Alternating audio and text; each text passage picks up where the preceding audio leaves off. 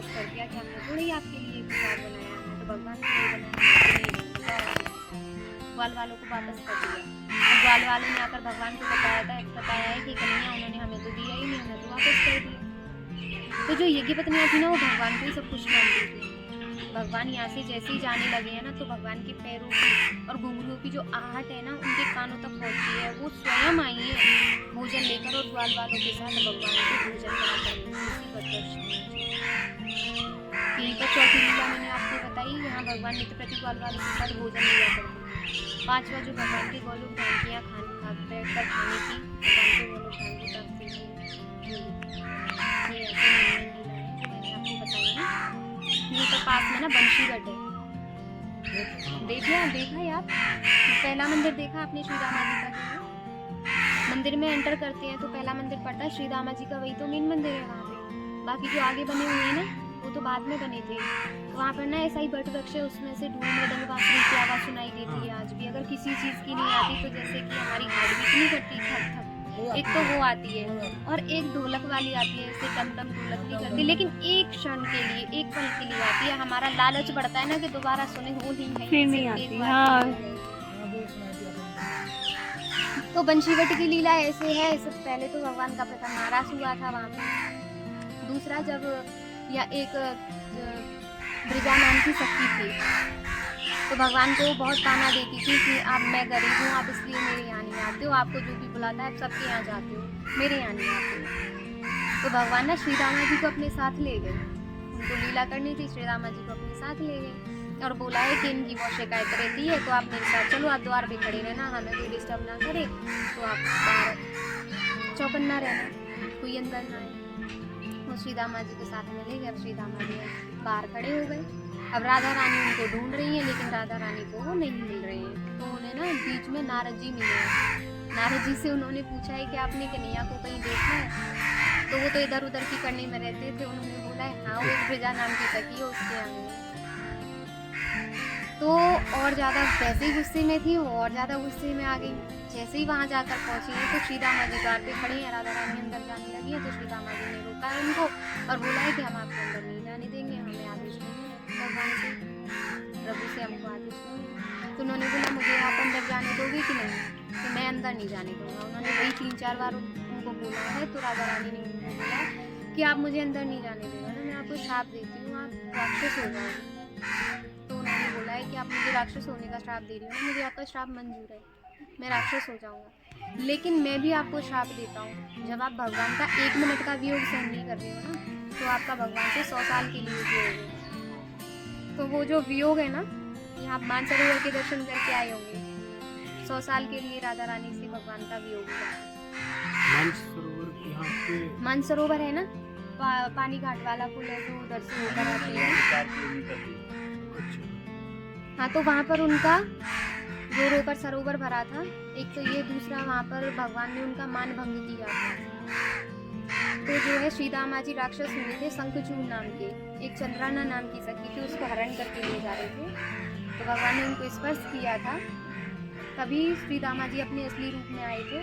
और उन्होंने, भगवान ने श्री रामा जी को बोला था कि अष्ट सखी की पूजा पूरे ब्रज में होती है, लेकिन सखा का एक भी मंदिर नहीं है, आपको श्री रामा भैया के नाम से बंशीवट का पूजा करें। और मानसरोवर से रिलेटेड एक ये भी है कि जब भगवान यहाँ रास चल रहा था भगवान का, तो राधा रानी को लेकर यहाँ से जाने लगे हैं, मानसरोवर पहुँचे हैं। तो राधा रानी को मान हुआ था कि भगवान सबसे ज़्यादा मेरे को ही मानते हैं, मैं ही इनकी सबसे प्यारी सखी हूँ, इसीलिए मेरे को यहाँ लेकर आए, नहीं तो कितनी सखियाँ हैं, किसी को भी साथ में नहीं लेकर आए। जब उनको ये मान हुआ था ना, तो राधा रानी थक गई हैं। तो भगवान ने बोला अच्छा मैं नीचे झुकता हूँ, आप मेरे कंधे पे बैठो, कंधे पे बैठाकर ले चलो। तो राधा रानी ने जैसे ही पैर भगवान के कंधे पे रखने को किया ना, भगवान वहीं से अंतर ध्यान हो गए। अब राधा रानी उनको ढूंढ रही हैं, लेकिन वो तो नहीं मिल रहे। और राधा रानी, कृष्ण भगवान राधा रानी की तरह गोपी का रूप बनाकर और गोपियों के साथ, गोपियाँ सब पहुँच गई हैं, गोपियों के साथ मिलकर खुद ही ढूंढवा रहे हैं। तो जब उन्होंने बताया है ना, भगवान के लिए उनके मेन भक्त हैं, उनके लिए कोई कितना भी प्यारा क्यों ना हो, लेकिन अगर उनको उनका भक्त पुकारे ना, तो वो सबसे पहले अपने भक्त की सुनते हैं, बाकी सब उसके लिए बात है। मानसरोवर की लीला ये है। आज भी आप दर्शन करेंगे ना, वहाँ पर बहुत बड़ा सरोवर बना हुआ है और दर्शन है वहाँ पर राधा रानी। मंदिर है ना, मान करके बैठी थी राधा रानी, तो उनका मान भंग किया था भगवान ने मानसरोवर। बेलवन है, वहाँ पर लक्ष्मी मैया आज भी तपस्या कर रही है बेलवन में। पास में, दोनों पास में। वहाँ पर बेलवन में लक्ष्मी मैया आज भी तपस्या कर रही हैं, क्योंकि यहाँ जब भगवान का राज चल रहा था ना, वृंदावन में राज चल रहा था, तो उन्हें वृंदावन में प्रवेश करने के लिए वर्जित कर दिया था, उनको प्रवेश नहीं दिया था, क्योंकि वो लक्ष्मी है ना, पैसा है उनके पास, और वहाँ पर तो सब भोले वाले ग्वाल वाल सब ऐसे भगवान के जो भक्त हैं वो हैं। लक्ष्मी मैया तो उनको वर्जित कर दिया, उनका आना अंदर मना कर दिया उनको कि आपको अंदर नहीं आने देंगे, हम तो उन चीज़ों से मोह माया से पहले ही भाग रहे हैं और आप फिर से मोह माया में फंसा दोगे। तो आज भी ना लक्ष्मी मैया वहाँ पर तपस्या कर रही हैं, और भगवान के साथ में उनकी प्रतिमा भी है, आज भी आप दर्शन कर सकते हैं। यमुना इस साइड में ना यही 5 दर्शन है। सबसे पहला ये भांडीवन हो गया, दूसरा मानसरोवर हो गया, तीसरा बेलवन हो गया, चौथा वंशीवट, और एक पास में ना भद्रवन है, जो प्रमुख वन है ना उनमें से एक वन है भद्रवन। तो यहाँ की ये यमुना इस साइड में 5 वन है, बाकी सब पीछे। भद्रवन में भगवान ने अपने बाल और नाखून ये सब उतरवाई थी। भद्र बिहारी मंदिर 4 चीजों को परित्याग किया था, इसलिए वो व्रत नहीं करने, बाल नहीं कटवाए थे, नाखून नहीं कटवाए थे, चरणों पादुका नहीं चलवाई, तो ये 4 चीजों को परित्याग किया। जब 11 साल 56 दिन में लीलाएं करनी थी, उसके बाद यहाँ पर भगवान श्री कृष्ण ने भद्रवन में अपने सब बाल और सब बोल।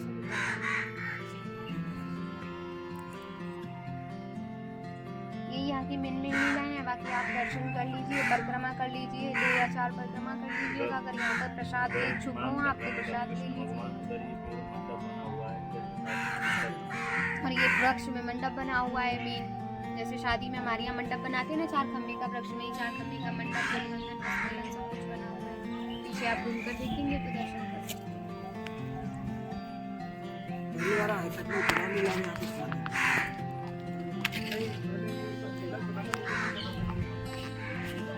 ये शादी का मंडप है 4 खम्भे का। इसको और अग्नि को साक्षी मानकर भगवान ने राधा रानी के भगवान की शादी करवाई थी, क्योंकि भगवान को भौतिक पूजा तो की नहीं, भौतिक पूजा तो मीरा जी ने स्थापित की। तो ये है ना 4 खम्भे का मंडप है, 1 2 3 और ये 4। और जैसे वर्धुलन का गठबंधन करते हैं ना, 5 मानी जाती है, इसमें नेचुरली गठबंधन होता है। आप देख सकते हैं वृक्ष से वृक्ष का ही गठबंधन हो रखा है। और जैसे 4 खम्भे का मंडप होता है ना, फिर हमारे यहाँ होता है ना कि ऊपर से मंडप को ढकते से लाल कपड़े से, तो आप देख सकते हैं नीचे से 4 अलग है और ऊपर जाकर। और जैसे हाथ में करते हैं ना, हाथ में आ देते हैं माला टाइम पे,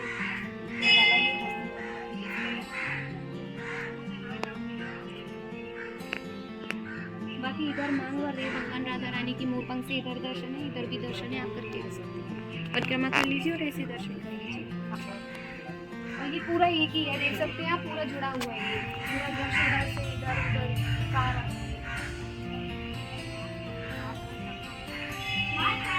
यहाँ पर भगवान मांग कर रही है राधा रानी। नो फोटो नहीं, वीडियो कॉल है, कराओ वीडियो कॉल।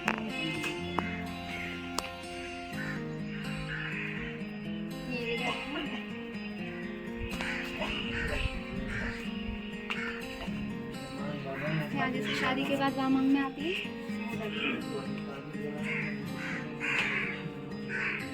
यहाँ पर माला वाले हैं, ये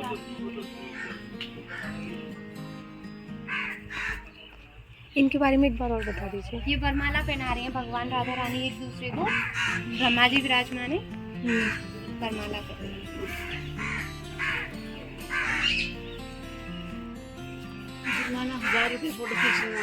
फोटो नहीं खींच रहे हैं हम, फोटो नहीं खींच रहे हैं।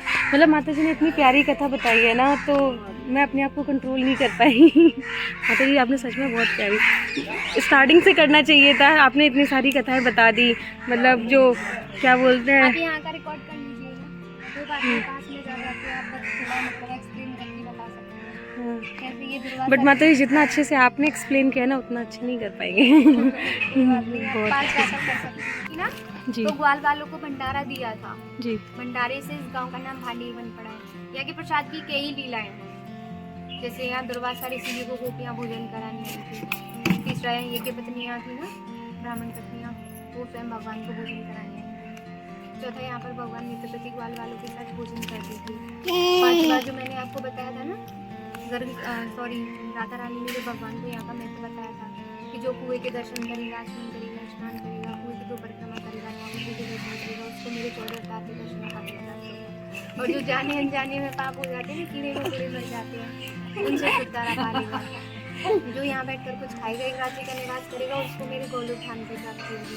तो इतना कहने पर राधा रानी ने भगवान को रोका था और बोला था कि इतना होने पर तो या भक्तों की इतनी भीड़ लग जाएगी ना कि हमारे और आपके मिलने में बाधा उत्पन्न होगी, लोग बुरा सा बुरा कर्म करेंगे और उससे गले ढांडी बनाएंगे। भगवान ने राधा रानी को बोला था मैं यहाँ हर किसी को नहीं आने दूंगा। जिस भक्त पर विशेष कृपा होगी, जो कम से कम 10 या 20 बार वृंदावन में आ जाएगा ना, तब उस पर एक बार कृपा करूँगा, वो भक्त यहाँ पर आ पाएगा।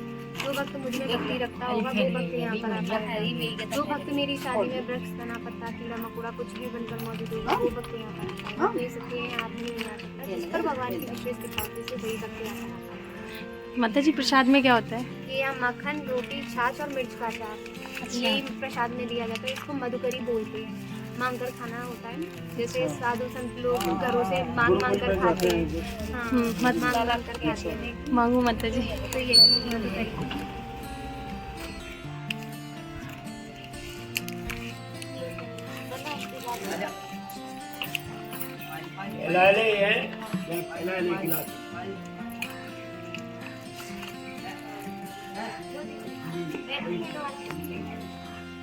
बैठकर प्रसादी पानी हो, बैठकर पानी हो तो उसमें सब्जी बढ़ जाती है, सब्जी बना लेती जय हो है। छाछ ले लेती है। माता जी, ठाकुर जी को थोड़ा उधर कर देते हैं।